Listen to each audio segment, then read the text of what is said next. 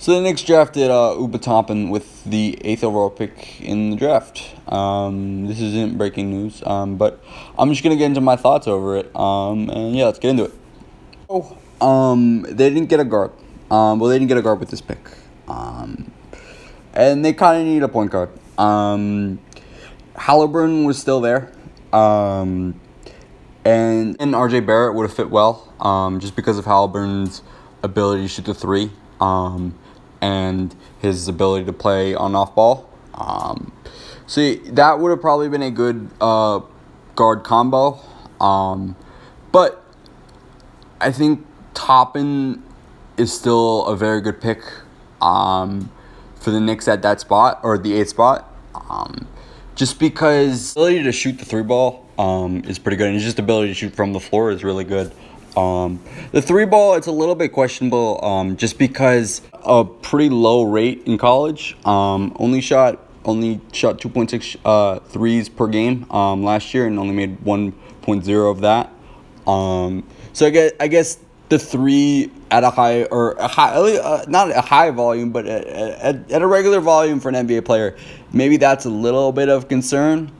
In terms of him being a consistent three-point shooter off the bat.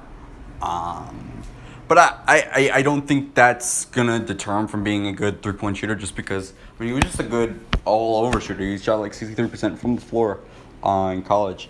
But yeah, I do think he's going to provide spacing. Front court, it's needing in that starting front court, it's needed. Just because Mitch Robinson, he's not that much of a shooter. Definitely, Mitch Robinson eventually does need to develop that offensive shooting. But in the meantime, Obi will provide spacing for him. Additionally, Mitch Robinson is going to help Obi on the defensive end, especially on the interior. Mitch Robinson is a great in the paint defender.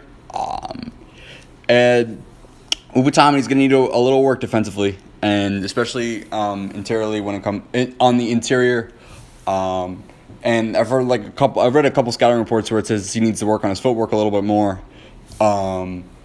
So he's able to work on those issues while he's able to have a defensive stalwart in Mitch Robinson who can kind of clean up the mistakes he makes on defense. So yeah, Obi-Toppin and Mitchell Robinson they work really well together. The final thing I would add about Obi-Toppin is he's just an explosive player. He's going to be very nice in the pick and roll, especially in the pick and pop. That's going to be really good for them.